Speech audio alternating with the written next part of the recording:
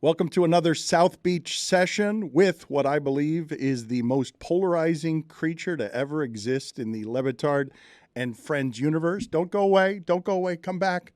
Don't go away. It's David Samson. Some of you hate him.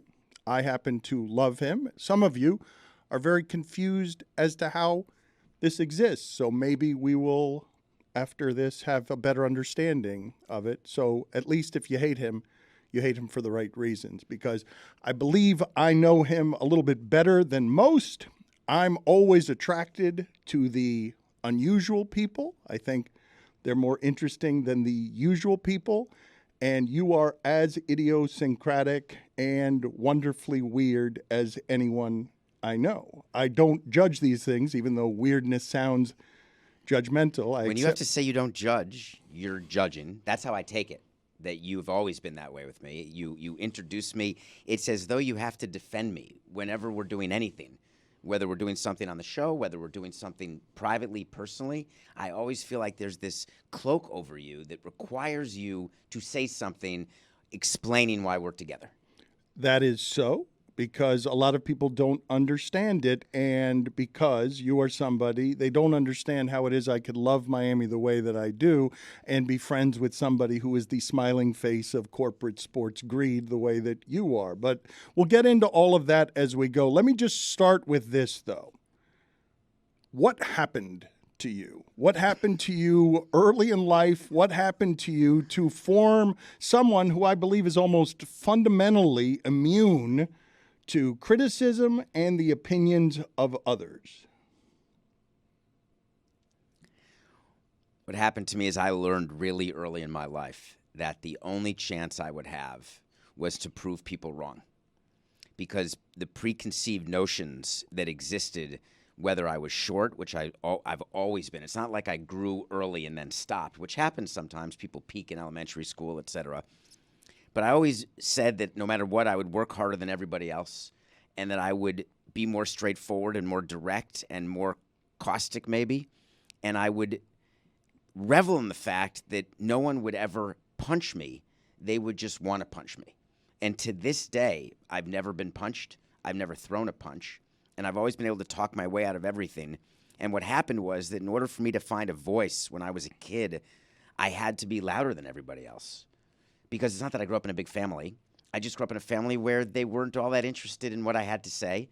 And in school where I was ordinary, people weren't all that interested in what I had to say, so I had to talk louder. Were you picked on a lot? I was picked on because of my height. I was picked on because of my perceived wealth.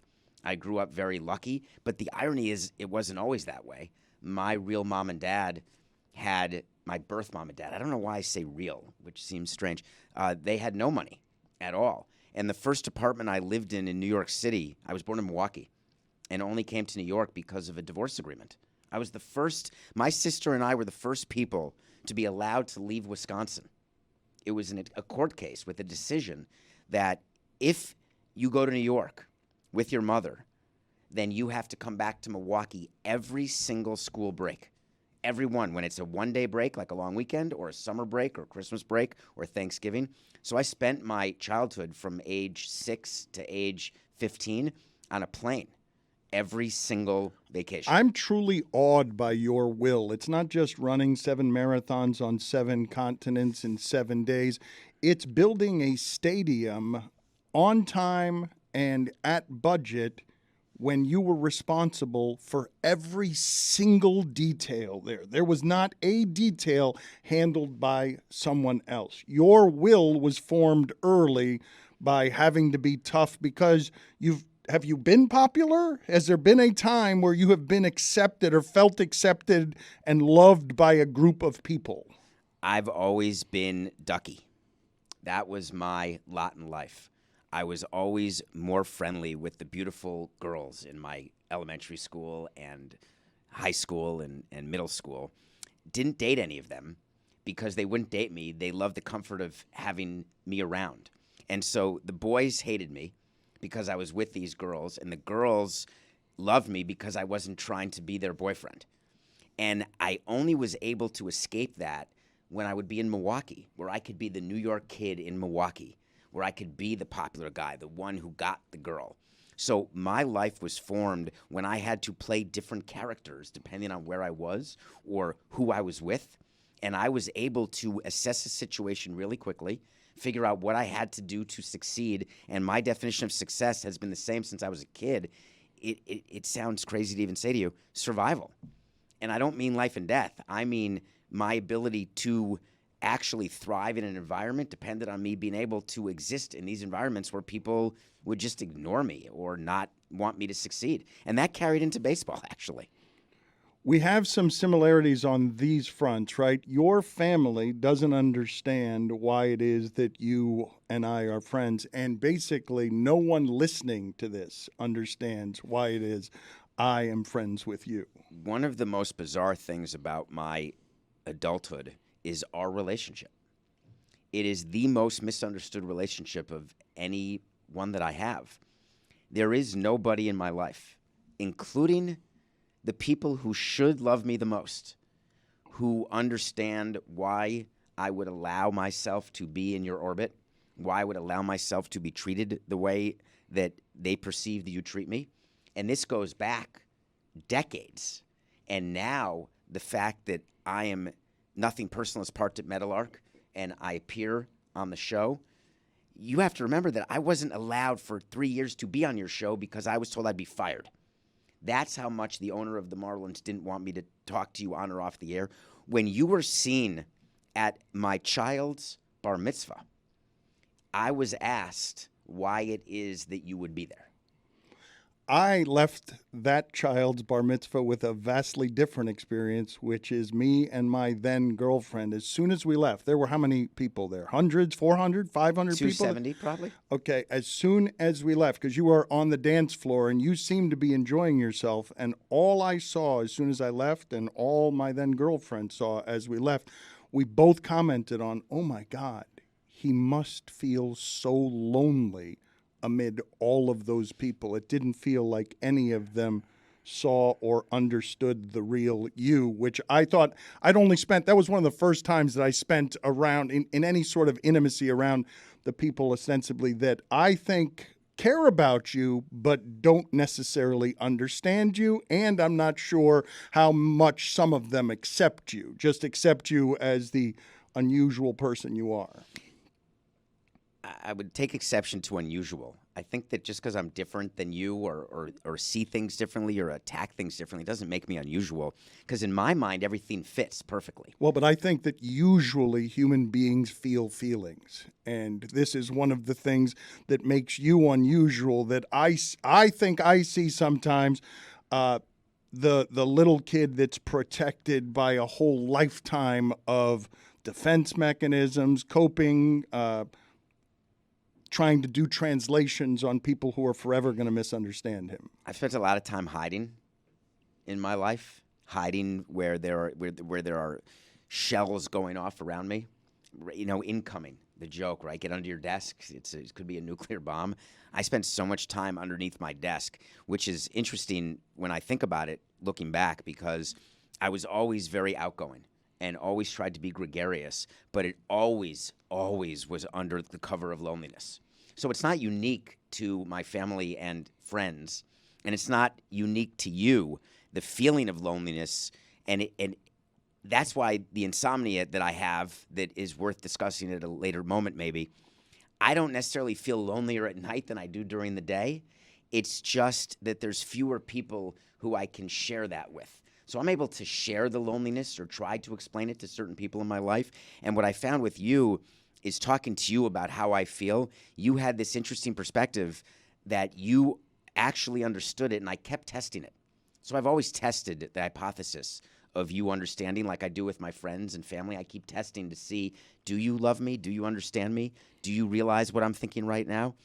And you've passed the tests in so many ways, and that is the problem that some of the audience has always had, where they view what you do with me as some sort of affront to Miami or affront to who you represent, and it's really just been you trying to surround yourself with people who you find interesting. So sometimes I feel used by you, but generally you make me feel less lonely. Oh, but wait a minute, though, because used by me for content purposes, you live in this world too. You enjoy the giving of content. You are at heart somebody who I believe would have chosen, if given all the paths, perhaps acting on a stage in front of others before you chose any other career path. So it's not like you don't crave some of the attention that comes with this. I do, and I've had to think about that in the last couple of years with Nothing Personal, what drives me to do it. And I'm okay with the fact that what drives me is ego. That's a big part of it. I like feeling relevant. I like feeling that people are paying attention. I don't need people to agree with me. I don't get off on that. I don't mind, but I don't give you an opinion ever in our personal or professional life that I don't actually believe in. These are actually the way I feel. And the fact that people don't understand it is one thing. The fact that they don't want to give it oxygen, I've always found offensive. I don't understand and didn't know until right now that you were always testing our friendship. That's not something that I knew. I don't think of friendship as something that is perpetually tested.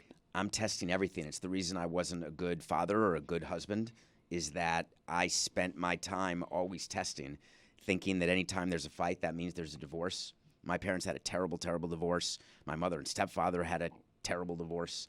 And every time I had a fight with my now ex-wife, I just assumed that, okay, now you divorce. So I never really understood how to be a husband. I never had a lot of girlfriends because I was always the friend of all the girls. And so I never really knew how to do anything. And I tried to figure out how to do it. But now you put over the layer of being the president of a baseball team, which is feeding an ego in an entirely different way, which is sapping all of the attention away from the family unit, away from the friends unit, and it puts you in this position where it was like the walls were always closing in on me. And I felt that, and what I would do is I spent my life holding the walls back and trying to scream loud enough to be heard. What's with the trust issues? You think that the roots of all of them are in the parental dysfunctions or I don't divisions? want to say it, everything's my mother or everything's my father. We are who we are, and we are a victim of the circumstances, and we're a beneficiary of the circumstances. I'm a beneficiary of many things. If it weren't for my mother's second husband, I wouldn't have gotten But into you don't baseball. trust, correct? You're very reluctant to give your trust. Is it possible that I'm the one who's right and everybody else is wrong? Well, you act as if that's always the case. So that is me attempting to verify. That's the example with you. If I believed everybody else, and it's unanimous, it's not like there's a split camp. It's unanimous that you are not someone who should be in my life or is a positive in my life, to say nothing of working together. And what's the argument on the other side of that? That I give, you don't know him, you don't know me, you don't know me, you don't know us. It's the Cat Stevens song called Father and Son. I get all my feelings through songs and movies, and there's a line in there that about you can say what you want about your experience, but you don't know mine. And so they don't know you, they know the perception of you. No one who says anything about you, this is where we're aligned. They've never spent 5 minutes with you. I have people after those bar mitzvahs who come and say, Dan is such an ass. I said, did you talk to him? Well, no. He wouldn't even talk to me. I said, did you try to talk to him? Well, no, he was unapproachable.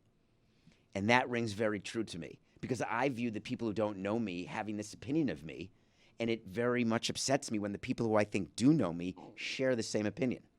You and I have talked about, and at great depth, a lot of different things. So just in adulthood, I believe, and I can recall being in a parking lot talking to you about your frustrations with life in general and your wanting to just run away, live off the grid.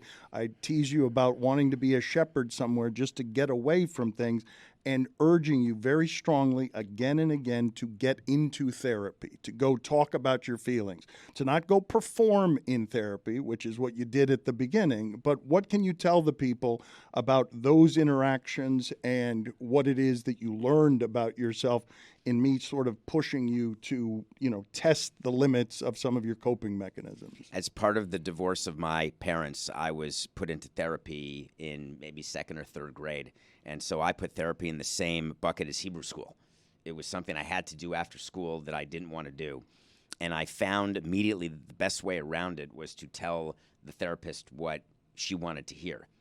And I brought that forward with me for many, many years until a conversation you and I had, and I can pinpoint it because it was one of our middle-of-the-night conversations, or what some people would say early morning conversations, when you asked me, what are the chances that you can sit with a therapist and not manipulate the conversation to the end where it's the result you want? Are you willing to dig in that hole to open that door?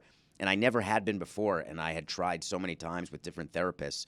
And the best progress I ever made is when you were in my ear like through an IFB saying, don't try to paint this picture of yourself so that you can get the reaction out of the therapist that you think would make you get out of here faster, would make you heal faster. Just actually say what you're thinking. And I was so out of practice because I'm always acting.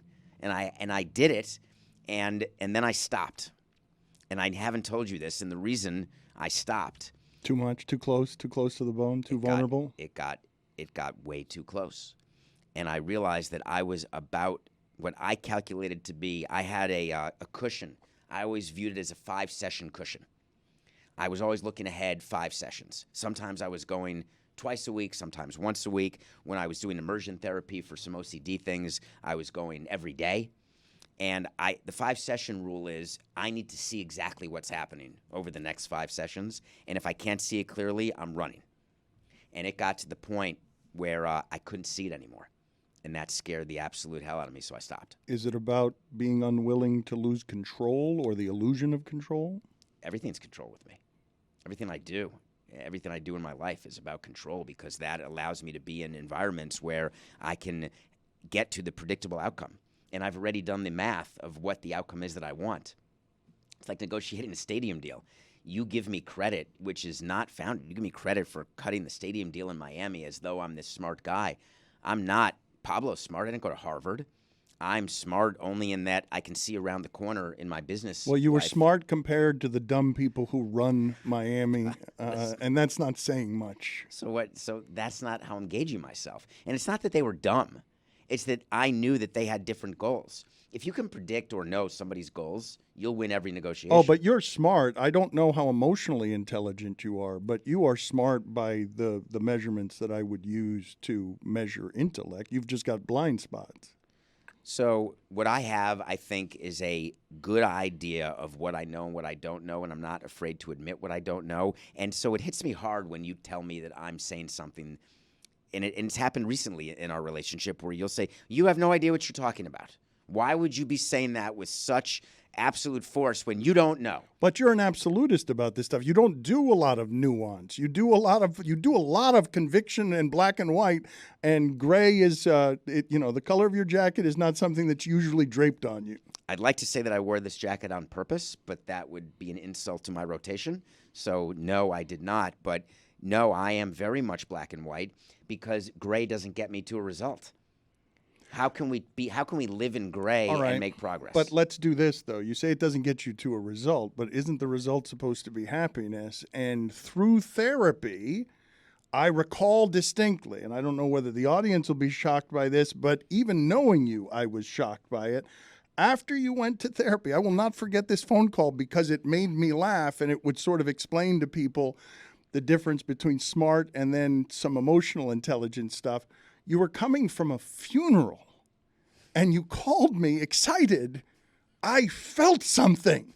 I felt sad. And I'm like, yeah, that's what people feel at funerals. And it seemed to be like a foreign concept to you. This is why I say you're unusual. I think most people would describe that as unusual. And it wasn't even somebody you were that close to. It was just a funeral. This is someone whose funeral I would not go to today, but at the time in my life, I went to it, and he was a dear man. I've always found myself wanting to be around older people, like a grandfather-type presence. And the reason I called you, I can't believe this. I mean, it's because I couldn't believe that happened, though. David, like, even understanding how unusual you can be, I'm like, yeah, funerals are sad. It's like, it's basically what they are. I have not cried since my sister and father's funeral, which are both recent, and I hate myself for it. And I hate myself because I know the reaction I had at this man's funeral. And this is a man who wasn't my grandfather, wasn't in my family. And I thought, this is an emotion I'm feeling. And now I'm about to call Dan because, and this is a story I'll tell, which is, I love that this was in your head. The people who think that we don't belong together or that you're not good for me or I'm not good for you don't realize who my first call would be when I'm having a moment in my head that's either based on intellect or based on emotion or I'm experiencing something. And I want to make sure, I want to test it. And you're my favorite person to test with because of all of your issues and all the things you've gone through in your life where people think that Cubans and Jews are so far apart and we both agree how similar they are.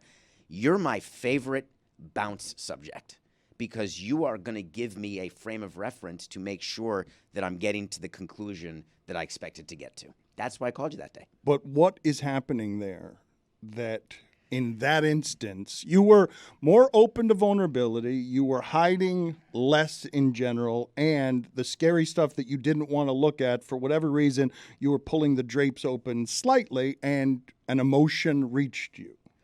The emotion that reached me was the possibility of emotion. That's what reached me. Wait a minute, I can tap this? There's an opportunity for me to feel something where I don't have to be made of wires, where I can actually just play that as a character on TV. And in my regular life, maybe I can be a better father. Maybe I can be a better husband, a better boyfriend. Maybe I can be a better person. And it's not that I'm a bad person in the way you measure good or bad people. It's that people can't relate to what I'm thinking or where I'm trying to get to. But that sounds cold and sad. You hear it, right? No, to me it just sounds true. So it doesn't, the things that you tell me sound cold. My governor doesn't say that they're cold, which is calling back to why I call you. Because I don't have a governor, and I'm aware of that, and that's why I try to reach you. Why run away from it, though, when we talk about, you say you're result-oriented, and I will tell the people, you do extraordinarily kind, big, charitable things for others. And small. It's not, and when the cameras are off. Yes. And now I'm saying it when the cameras are on. Okay, well, I was saying it for you, and you couldn't help yourself. No, and it's one of the many reasons you're unlikable. You're publicly unlikable. But I'm saying it on your behalf that it's much better if I say it for you. You do extraordinary. I'll say it better, though. You are giving. Well, you can tell them more, certainly. You're more familiar with all of the things that you do. But when I look at your overall happiness, you're happier now than I've ever seen you, but I don't know that I would necessarily describe you as happy. And if we're talking about control and results, you're in your 50s, and happy is pretty important. So I have a small problem, and the problem is that I had a window that I thought it was the window to be happy, and I knew that as I got into my middle to late 50s, that window was going to start closing because of all the mortality issues that I have. And what I'm finding myself now, and it's not, I've been surrounded by so much death recently, and I'm no longer in the dugout. I'm no longer on deck. I'm at the plate. I'm at the plate of death. And I'm not sick. I don't have a disease, but we're all dying. But I have something in my head, the permanence of it, the suffering, the loneliness of it is so overwhelming to me that my window where I wanted to be in a position where I had that full happiness that I could then ride out for the rest of my life, I feel as though I've missed that window, and that's You've given up on the idea of hope? So I don't want to tell you that I'm despondent beyond repair. I want to tell you that I had a plan in my mind by which time I had to achieve what I viewed as happiness. It's just and ridiculous. Your it. plan, but what? You're making me sound like a failure. No, you are a perpetual planner. You are unbelievably organized. You are relentlessly meticulous. But those things have not resulted in happiness. And now you're telling me, and this is, I believe, hope is eternal. You can always get there. You've done more work on yourself in the last 10 years than I or you ever thought you were going to do. And you've done some things, including get divorced and go through the horrors of that while going to funerals for your sister, for your mother. Like, I understand why this is arriving now, but I wouldn't give up on happy. I never give up on it because I'm too selfish to do it. I'm just aware that I had a window. When you say I'm very organized, I am. And when I pictured where I would be, what I'd be doing at 55, it wasn't necessarily this part of my self-awareness campaign. I expected it to be further along. And it got derailed a little by the sale of the team. It got derailed a little by my divorce. It got derailed a little bit by what happened with the relationship with my children that was terrible for a large number of years, which my therapist told me was going to happen, and I walked right into it. My blindness about doing something where the result is not what I think, but what someone tells me is going to be the result, and then it's proven to be right, that they're right and I'm wrong, that is so troublesome to me that it stuns me, and my stubbornness doesn't let me adjust. So I expected where in my mid-50s to not have to be dealing with certain things that I'm dealing with currently. And I still am dealing with them. And that gives me pause for concern. People should also know that you helped me get to happier than I've ever been because you were legitimately the only person in my world, and I would not have gotten to Valerie, the love of my life, and really eye-opening experiences when it came to joy and bliss that I didn't think I'd be capable of feeling. If you hadn't been the one friend that I had in the previous relationship with before Valerie that I thought was going to be as close as I ever got to eternal, or ever deserved. To eternal love, you were very firm in a way that I remember still deeply uncomfortable for me, just telling me to my face in a variety of different ways that the ways I was articulating to you that I was feeling, that I had to get out of that relationship. I recognized them. It was easy for me, and I wasn't able to follow my own advice because I wasn't able to see it for myself. But with you, you're talking about, and I remember that series of conversations, and here's what was interesting to me, is that every time we would talk, and we do talk even to this day when we're together, whether working together or off the court or on the court, I still have the people on my shoulders saying, what's real, what's not real, is this a positive relationship or a negative relationship? That was a moment when talking about your inability to make a decision. Really, you were dithering in a way that was causing you so much pain. And unfair to her. Far more unfair to you. And one of the results was it was unfair to her, but you were suffering. And you were suffering because you had so many people in your life telling you that what was in your gut was wrong. And I was telling you, not only is it right, but you're right to feel it, and I'm going to give you the space to be with you on the island. And you chose to be okay with that, where normal people, other people, don't want to be aligned with just me against everyone else because the assumption is I'm wrong. But you were willing to take the leap and say, wow, I feel the way he's describing. I'm going to act on it. And you did act on it, and look where you are now. Have I failed any of these tests that you were always putting in front of me that I did not know you were putting in front of me? Yes. The tests that you fail are when you don't recognize. If you've had to tell me 11 times minimum, when you need something, reach out, call me. And you don't call back very well, you don't retext very well, and you expect me to sound the fire alarm so I can differentiate to you what is reaching out for BS and what's reaching out for I need help right now acutely. And that's not how love should be.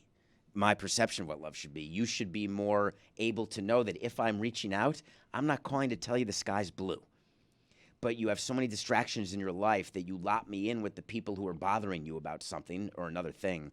And that's a failure for me because you don't know me well enough to know that I'm not going to bother you unless it matters. Even if I communicate to you, as I have a number of times, I need you to tell me if this is an urgent need of some sort. It can't be. I don't want to tell you that. You floating up. Well, what do you mean you I'm don't not want going to to tell call me you that? to say, hey, did you see the Heat game last But night? if you understand that this is how I am, and if the basis of love is acceptance and understanding, if you understand this is how I am, and I'm communicating to you, hey, I need you to tell me when it's important or not because I'm consumed with a bunch of different things, priorities that are overwhelming, that have to do with family stuff and work stuff and building a business. If I'm requesting of you and communicating out loud, I need you to tell me when you actually I need you to sound the alarms. But I know this. I know that you're surrounded by chaos.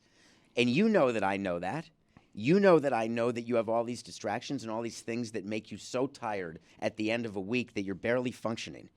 So if you know that I know that, then why would I reach out? Because I'm telling you to, and because I can't do the discernment on my end on calamities between you have this issue that you think is big that I might think is small versus an issue that is actually big that I would agree with you is big.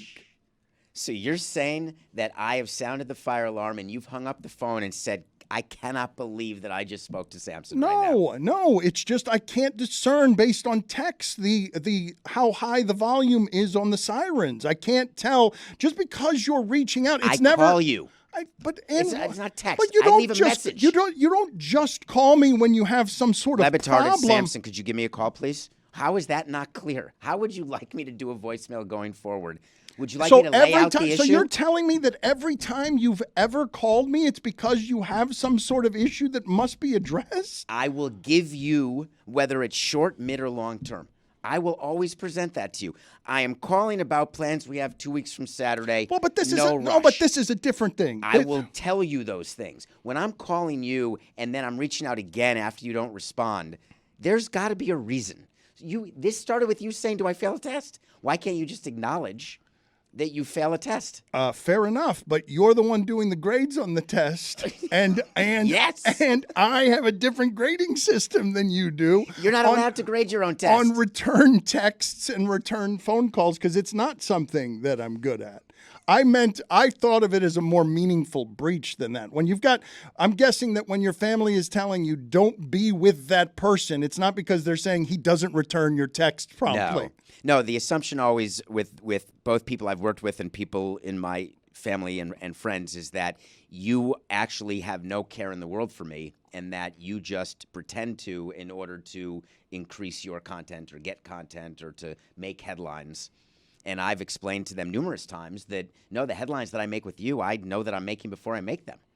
I don't stand up on a stage at Moss Miami and blindly do something. I don't do something when we're, whatever it is we're doing, I'm completely aware of what it is, and I'm comfortable with it, and I've signed off internally on what it is. And yet the people around you think that I am a master marionette and that you are a tiny puppet, that I'm the only person in the world who can actually manipulate you into doing things you don't want to do. And I do believe that size matters in this case. And I've thought about this. You are a much bigger man than I am, and I'm a very small guy. And when we're together, I've noticed this in restaurants, I've noticed this at games, there is this, we look like the odd couple, and there are people who have that image that I am your marionette.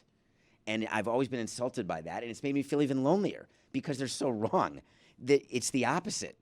We are neither. You're not mine, and I'm not yours. I couldn't get you to do a single thing that you didn't want to do.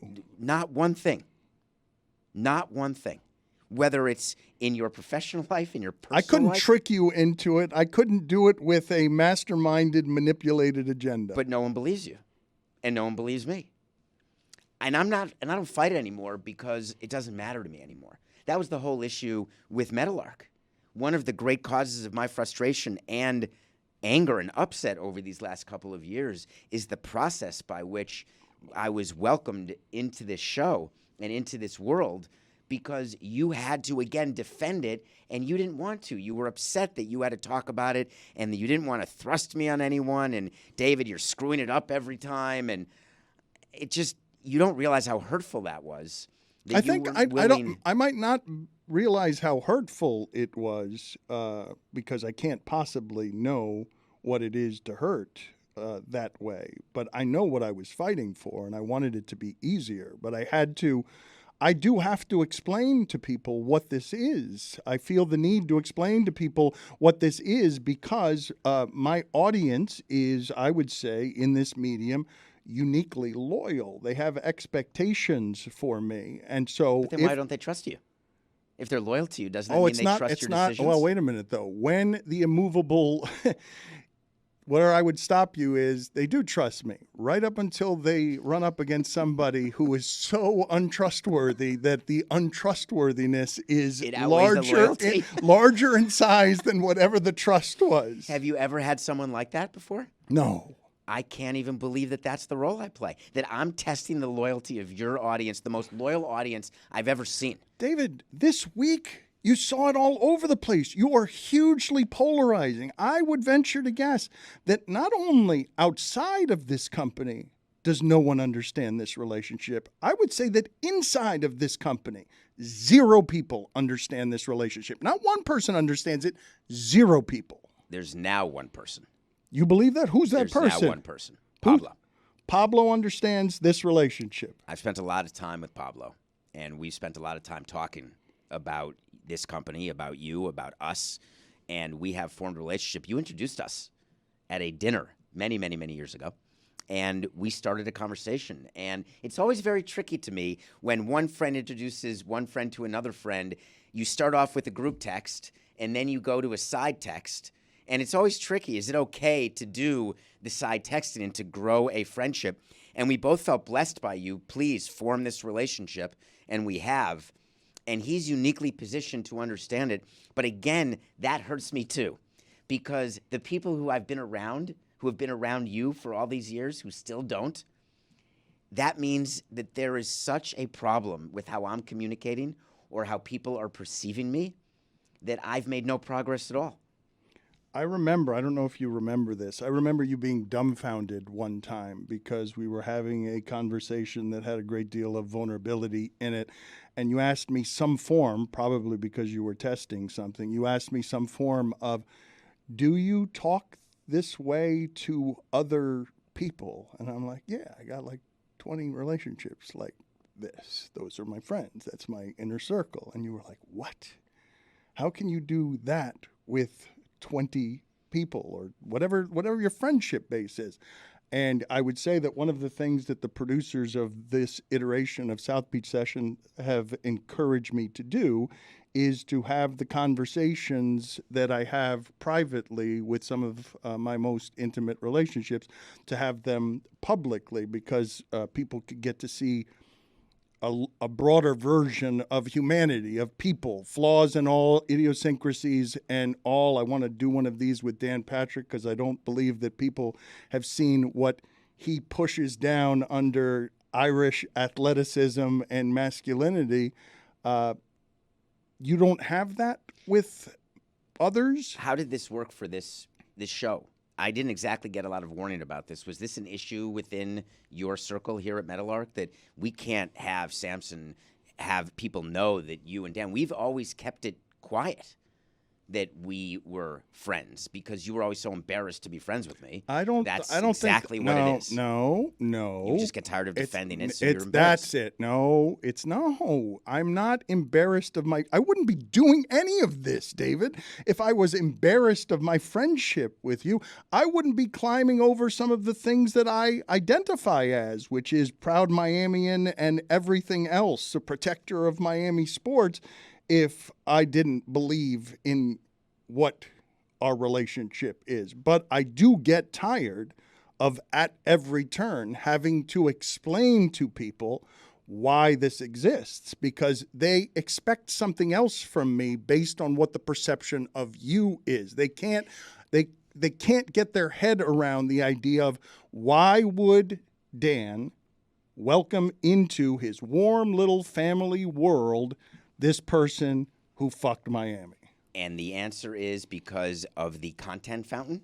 And therefore, that is exactly what people in my orbit expect you to say, which helps build the narrative that this is all BS. But it's not just content fountain, because I would say, just like I have helped you in your life, you know, and have had intimate access to the struggles I have had over the last 3 years with just family stuff and work stuff, and how overwhelming all of this has been. This is a responsibility.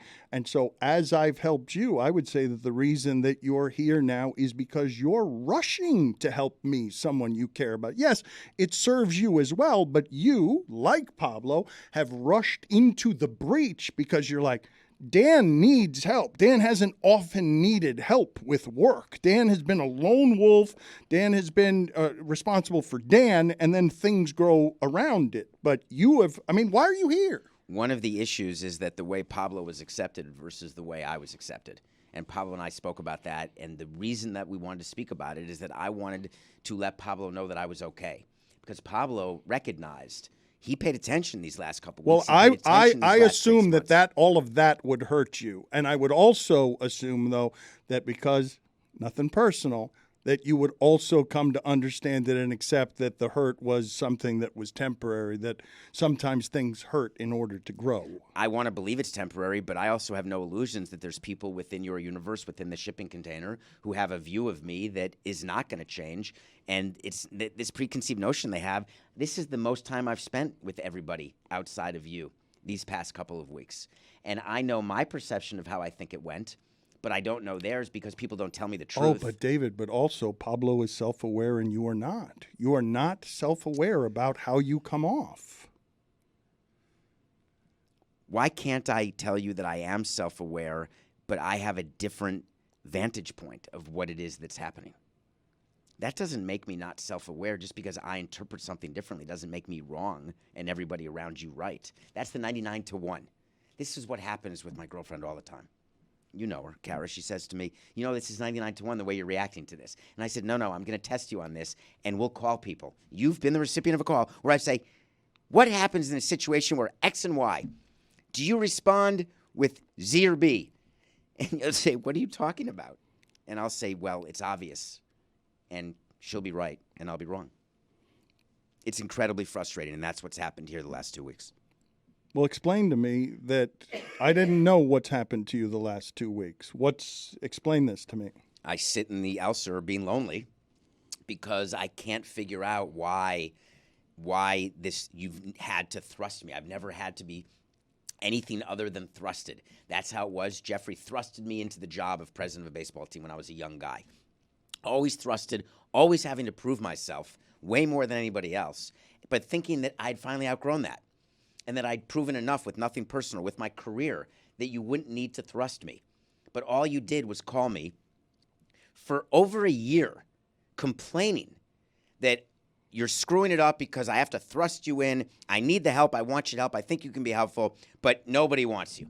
DraftKings, the people in the container, Skipper, Bimmel, nobody. They won't even take my call about it. How do you expect me to react to that? Immunity? I react to it as the person who I thought knew me, who I thought could be my proxy and could explain the benefits of this working relationship, both from the business side and the content side, off and on camera. My loyal audience. Why do you assume that I wasn't making these arguments? Because do you lose all the time? I've never seen you lose. I run this company very loosely. Have you not seen what a zoo it is? That's because you don't care about the things that make it a zoo. Are you saying that you're putting me in the category of lunch? I am saying to you this that is getting worse, actually. I was making all of the arguments on your behalf, and the resistance was really strong. But you know better than they do why you were doing it. Okay, and you're here now. We ended up getting and here. You introduced me in the most hackneyed way. You fumbled it. You wouldn't even take a call to prep how you were going to onboard it. And on the air, it was I horrific. like these things loose. But loose doesn't have to be incompetent. Loose is supposed to be compelling.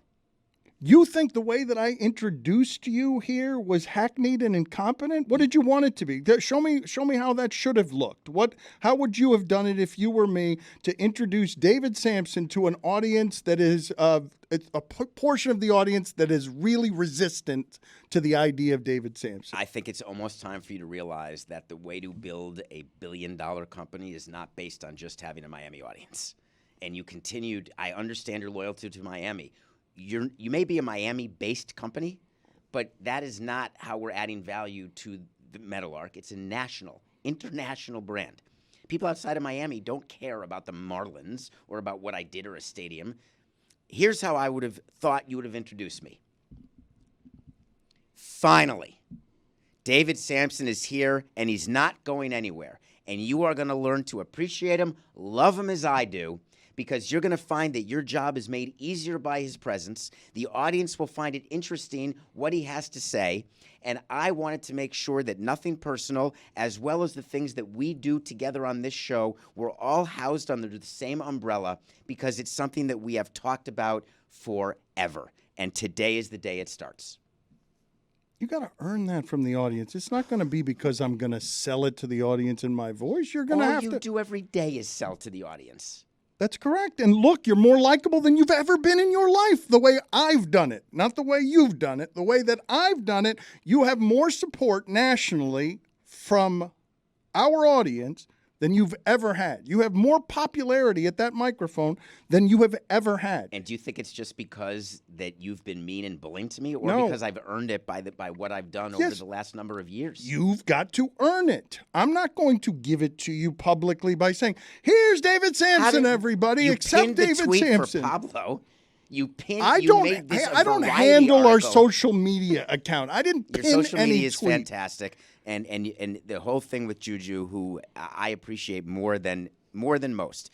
But you clearly onboarded Pablo. Pablo and I laughed about this. Pablo called to make sure I was okay, because it was so clumsy and made him look so good and easy, and with me it was so ridiculous. David, I did not structure or organize the way that Pablo was introduced. Why do you think that I had anything to do with how that was? Why do you think you're neutering yourself by every word you say? You're in charge.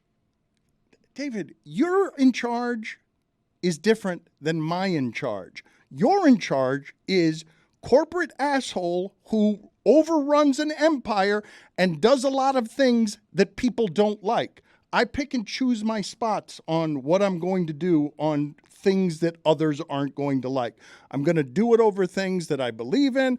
I believe in you, and I've onboarded you the way that I wanted to onboard you. In the most hurtful way possible. I mean, just laissez-faire.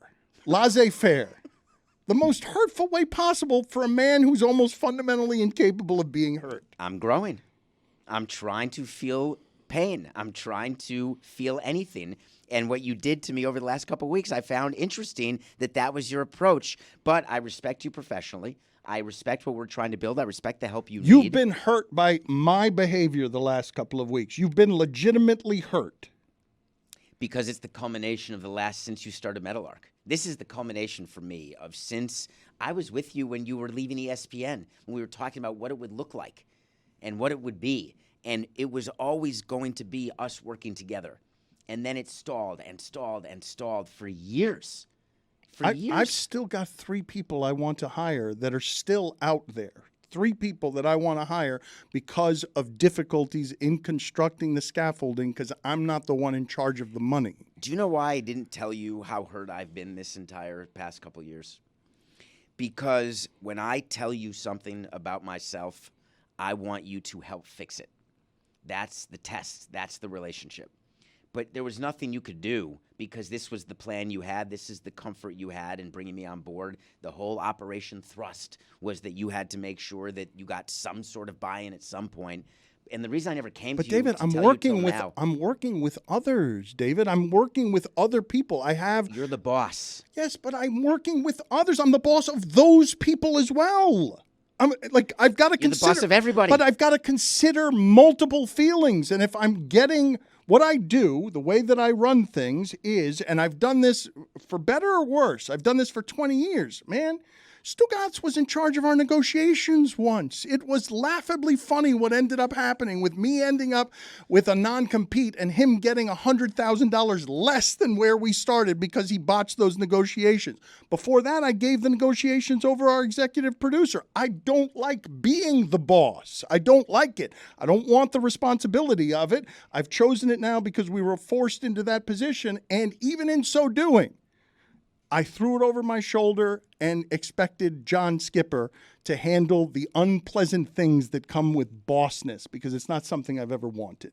And is that going the way you planned? Well, you're here, David. Okay, so there it is. So I will make a commitment to you that I will feel less hurt and I will stop testing you professionally and personally if you will commit to me that you will be more open to the possibility that as the boss, there may be times when you have to do things that make you uncomfortable. But David, you're here, at least in part, because I want you to do those uncomfortable things. I want other people who are comfortable with boss things, business things. I want them to handle it so I can concentrate on the one thing that I'm good at, which is being at this microphone and doing this job. But when you're making fun of me and you're bullying me, you are not making it seem as though to everybody else in the company that I have that position. What you're doing is you are putting me down so much. You're making me even smaller than I am physically. Therefore, why would anyone ever react to anything that I'm doing? David, when they don't think that I have any say in anything. David, why do you think, explain to me why you think people are rushing to your side to defend you against me and the way people are behaving with you? You have never had this level of support. After what happened with the Expos and what happened with the Marlins, you have never had the backing and the applause that you have now. You can be responsible for some of that, but some of that is specifically because of the way I've been handling it, even though you think it's hackneyed. Are you telling me that this was all planned? I'm telling you that Please just tell me. Tell me right now. I'm telling you that in the way that I have presented you, which is the way that I chose to present you, that is also defensive because people don't understand our relationship, and I haven't had the ability to do this way in this form before. I believe that you have more support than you ever have had. No, you said that 3 times. I'm asking you a separate question. But is it untrue? Is it untrue what I'm saying? I'm asking you, did you do this purposefully?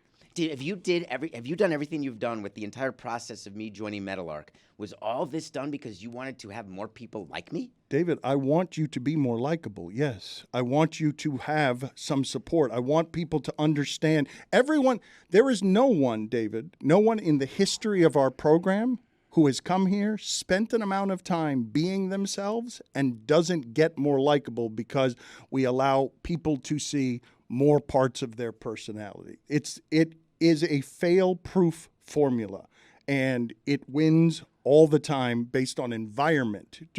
This is, I'm not going to say that I'm a brilliant mastermind genius. Certainly sounds like you're a marionette right now. No, all I do is create environments where people can be themselves, maximum themselves, I didn't with need you comfort. to be myself.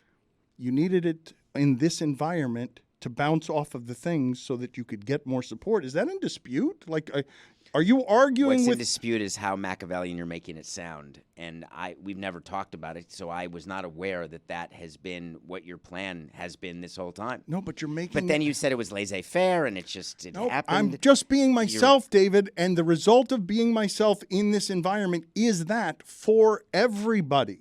Like, I let everyone be themselves as a laissez-faire boss because I want to do it that way, and that's the net result. You keep talking about, you are so different than me in this regard, okay? You and I have 1,000 different differences.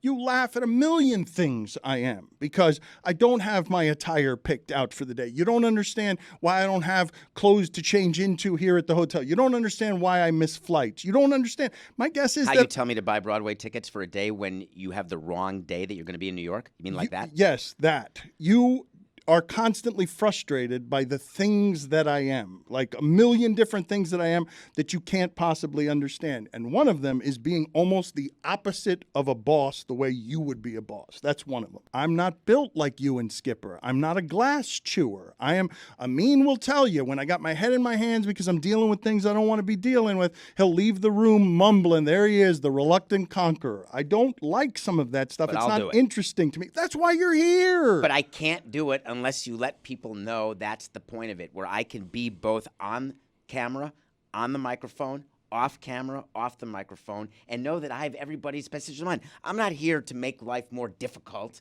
for the people who work with you, who've been here through all the ups and downs for 20 years. I'm here to make them more money, which is, at the end of the day, what they want. Whether they admit it to you or not, it's what they want. Everybody wants to work less and make more. You're not winning if everyone hates you and you hate yourself. This will happen over time. People will get to know you better, and I'm not the person You're here, David. You're here, and you're here, at least in part, because you love me. I don't know where it is on the pie chart. You're here, at least in part, because you know I need help in this regard. You're here, at least in part, because you know I'm bad at these things. So I didn't know. In the beginning, it actually, a couple years ago when we first talked about it, it was because I thought it would be best for me because I was just starting nothing personal and just growing it. But it's now grown to the point where when the negotiations and when it was such a struggle to get a deal done to be here, and when you were talking to me very, very confidentially about what's going on at Meadowlark, it changed for me. And what changed for me is that I wanted to help you because that's how much I love you and that's how much I care about you and sincerely care about you. When I see your head in your hands, whether it's during a segment, whether it's during a meeting, when I see your exhaustion, when I see that we have to decide whether we're going to record something according to how tired is he, or I have to call Valerie to say, is he sleeping? Or we have to go out to dinner with Valerie and Karen. You're asleep at the table. Asleep at the table, which this is not an exaggeration. You remember being asleep at a damn table. I don't remember being asleep. I remember being so tired and so drained and feeling like I couldn't see a light at the end of the tunnel. That's why I'm here. I want to be that for you, and I know I can because I've done it, and it did not help your cause. Forget mine. It didn't help yours, what went on here the last couple of weeks, even though you're saying you're more likable now. This is amazing for you, David. Don't you feel so good to be liked because people are feeling sorry for the bully? That's my childhood. All you're doing is repeating the patterns that I've been trying to get away from my entire life. I got to be honest. Let's feel sorry for this guy because he's being bullied. I got to be honest. I am learning for the first time. You've kept from me your level of hurt, and I misidentified. I owe you an apology because I misidentified. You were covered in so much armor that I really didn't think that there was anything here that could hurt like that, given that you knew and know that I wanted you here, period, and that you are here. I did not know. It's not how the people feel. This was really just about me and you. This is not about how I'm perceived by the people you work with or by the shipping container. This is not about Skipper, not about Bimmel. This was about... I viewed this as the biggest failed test in our relationship ever. And I couldn't believe that it was happening the way it was happening. And then it just kept failing. And I didn't know what to do, so I just kept going. And now that you're here, it still doesn't feel like success? I don't feel great. I'm getting on a plane, and I'm going back to New York. I can't say that I feel, wow, this was a great couple weeks. Really? No, I have a terrible tummy ache. Terrible. You enjoy doing this, though. That is what we're doing when the red light is on. I'm talking about us. Of course I have a good feeling about what we did on a show and what we do for content. I feel worse about us. Is that right? Flying home than I've ever felt. And I expected when I joined that I would feel better about us. But I feel more distant from you than I felt, and I don't want our relationship to be colored by the fact that we work together now. And it's almost I'm the one who you would come to and say I'm not taking business calls from Thursday to Sunday. I'm not taking business calls, but we talk at 3 a.m. And now you're going to see my name on the phone, and you're going to have the same Pavlovian response, which is Christ, Samson, something Meadowlark related. I'm legitimately surprised by this. I appreciate your honesty. I appreciate your candor, and I will genuinely apologize for my blind spot there because I had no idea that I was frustrated by it, but I had no idea that this was hurting you that way and that it continued to hurt you over the last couple of weeks. I thought you were enjoying the last couple of weeks. But I'm not going to bother you with it. Because of You just bothered me in a way that's hugely embarrassing to me because nowadays I'm telling you that I love you publicly, that you're a part of the show, and then now you're telling me that I'm a failure and that I've hurt your feelings I didn't even know you had. That's the summary. That's what you're taking away. What do you want me to tell you beyond I'm sorry? I didn't ask for an apology. I'm a big boy. I have my big boy pants on. I just said that I threw a test out there because I wanted to make sure that it wasn't going to be this way. And then it exactly happened the way I thought it could happen. And I'm here. I'm not going anywhere. I love you. I'm not going anywhere. I'm not going to be the one to abandon you, and you're not going to be the one to abandon me. Too much abandonment, too many issues. I'm not going anywhere. But I am going to recognize that my position here, which I thought would be couched differently or would grow differently is off to a start where I have to reposition it. That's on one side. And then my relationship with you, which has always trended in one direction. It's always been growing in my mind. It's always been expanding and growing. I felt that it got stunted, and it's been stunted the last several weeks. And I'm going to file, as I do as a rationalization with everything that's been happening around here, I'm going to say that there is always growth on the other side of pain. Thank you for being as honest as you were, and welcome. Thank you for being a part of Meadowlark. That's a welcome.